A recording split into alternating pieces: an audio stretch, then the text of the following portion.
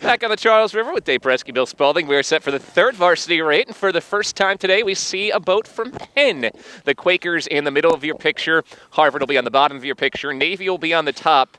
BU has left us after winning the 5V and 4V. So they joined for a couple of races, crashed the party, won them both, and now they leave, and Harvard, Navy, and Penn go head-to-head. Harvard came in second in the 4V, Navy second in the 5V, so right now those boats pretty equal in the race for the overall team title from races 1 through 5 today. We will again hand out the Adams Cup for the winner of that first varsity race, which comes your way at 9:12, so about an hour from now. Well, Dave, we get a look at the third V. We get our look at Penn for the first time today. What are you expecting to see from these boats? I think more of the same what we saw. Another aggressive start for the Navy guys. You don't always know what you're going to get out of the Penn crews. I know they've got a coach that's a little bit new, so he'll be looking to show some depth up through the races. So this Penn boat could be challenging. And then the Harvard boat, I think in some of these races, especially in the lower boats, can be won in the first 500. Ideally, we have a tight race and Harvard's able to walk away in the middle 1500, but, it's tougher to tell. We have a quick start here. That was a fast alignment. Yeah. We'll run you through the lineups for Harvard in 3V. Jennifer Coons is the coxswain, Dom Glover the stroke. Former Estonian Olympian Yuri Udam in seat 7.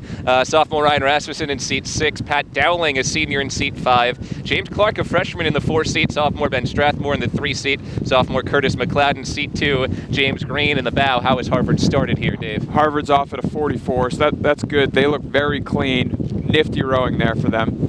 Penn off to a good start as well, as is Navy, neck and neck through the chute. The Penn coaching staff likes to keep the rosters to themselves until after the race, so we do not have the Penn lineup today, but I can give you the lineup for Navy at the top of your picture in the 3V. Worth noting there's a man bun in the 7th seat. There is, so that adds some instant speed right there for the Quakers, and they've used that to stay opportunity to stay in touch here over these first 300 meters. For Navy in seat number 3, well, you will not find a man bun on the Navy boat due to those hair restrictions at the Naval Academy.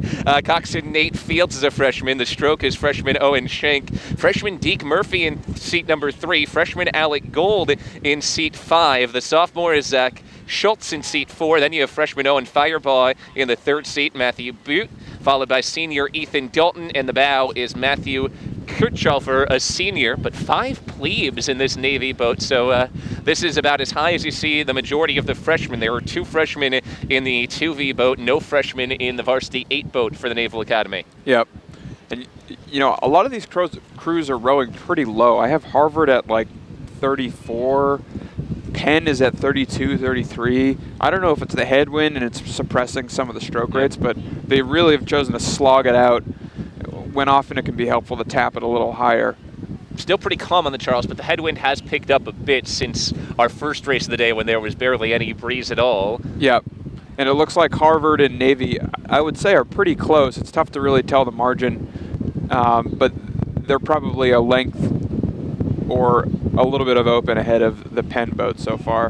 And Harvard and Navy look neck and neck themselves, fighting it out for this 3rd spot. Penn sitting back, you said it, about a length behind Harvard and maybe a bit closer to Navy as we start to get a better angle here. It looks like the Crimson have a slight lead on the midshipmen. Yeah, again, though, rowing low, I'm not sure if the crew just feels better rowing a bit lower, but they've rowed really clean thus far. The conditions definitely help, but the Harvard boat looks very good. And does leave them some room to really go up if they have to down the final 1,000 meters. Yeah, and as we look across at the Navy boat,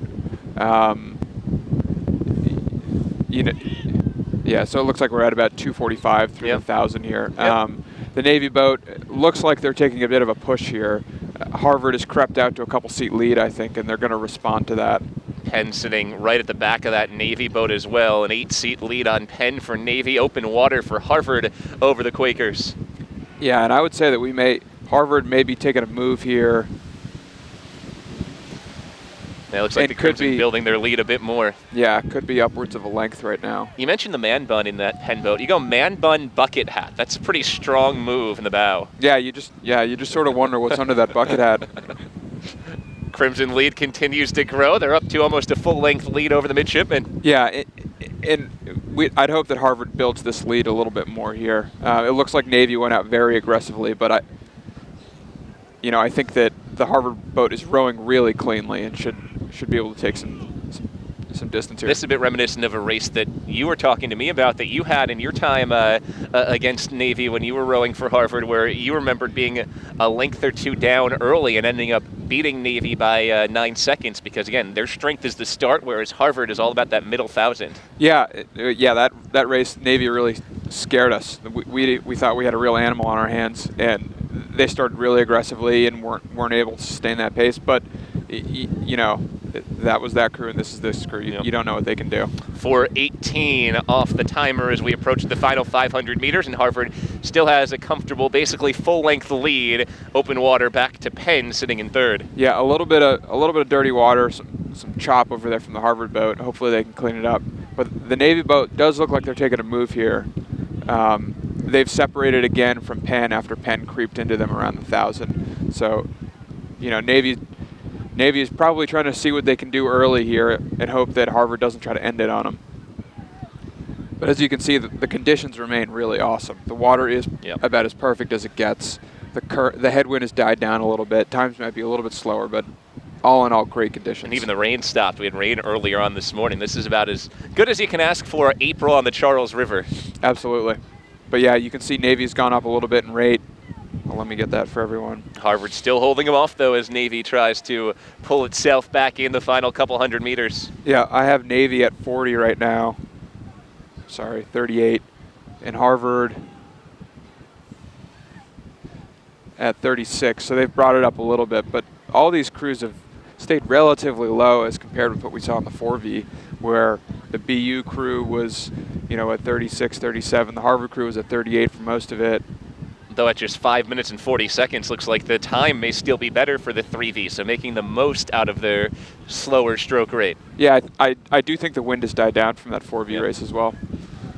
But yeah, we're seeing separation now. Navy's got a length almost of open over Penn, and Harvard probably has open, I don't know how much, over the Navy crew. At the finishing line, Harvard takes the third varsity. Navy comes home in second, and Penn strokes through in third. About a 4-second win for Harvard over Navy. Yeah, that's a good win. That's as you can see, that's a feisty Navy crew. And they're only going to get better because a lot of these Harvard guys have rowed for quite a while. Well, these Navy guys are, given the number of plebes in there, still getting coached up. So they could be something really to reckon with at sprints. 5 freshmen in that midshipman boat, and Harvard beats them by 4 seconds. So the Crimson have their first win of the day after BU took the first 2 races. Second varsity coming up next in about 20 minutes here on the Ivy League Digital Network. Hopefully we see